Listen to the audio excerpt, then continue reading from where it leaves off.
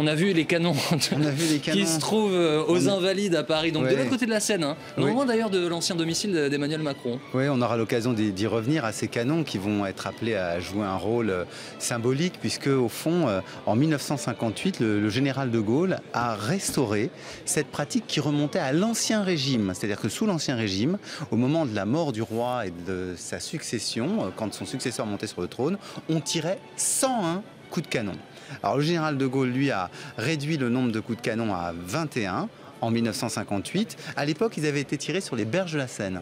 Et puis ensuite, on les a installés dans l'esplanade, enfin sur l'esplanade des Invalides. Ce sont deux canons, je crois, de 75 avec des charges à blanc qui vont être tirés. Alors la question, évidemment, piège qu'on pose à l'historien, c'est pourquoi 21 coups de canon?